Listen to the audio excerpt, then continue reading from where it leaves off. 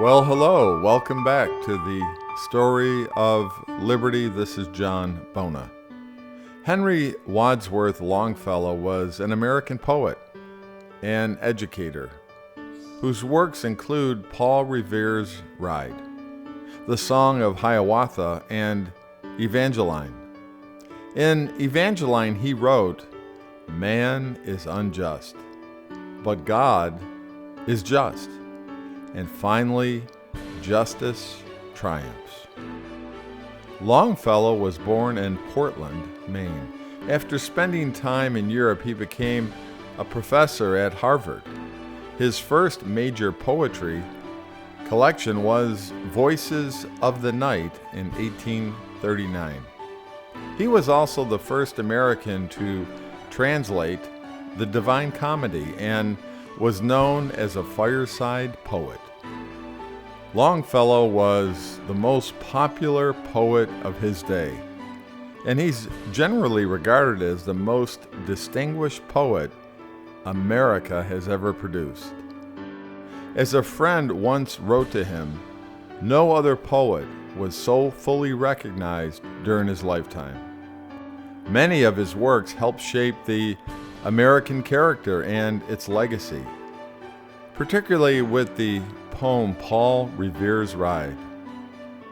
He was such an admired figure in the United States during his life that his 70th birthday in 1877, it took on the air of a national holiday, with parades, speeches, and the reading of his poetry.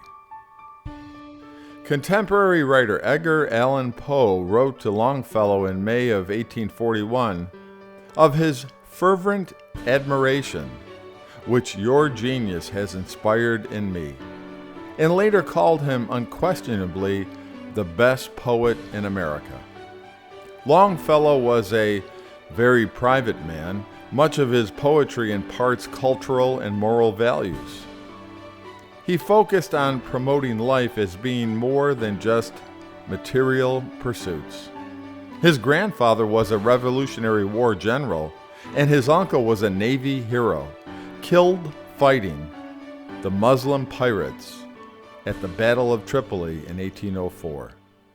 Longfellow lived in a house that was George Washington's headquarters during the Siege of Boston in 1776.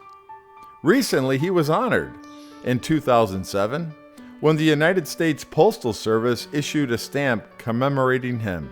You may have seen it. A number of schools are named after Longfellow in several states as well. You might remember Neil Diamond's 1974 hit song, Longfellow Serenade. It's a reference to the poet as well. Well, one thing is most certain. No American poet is more read than Henry Wadsworth Longfellow.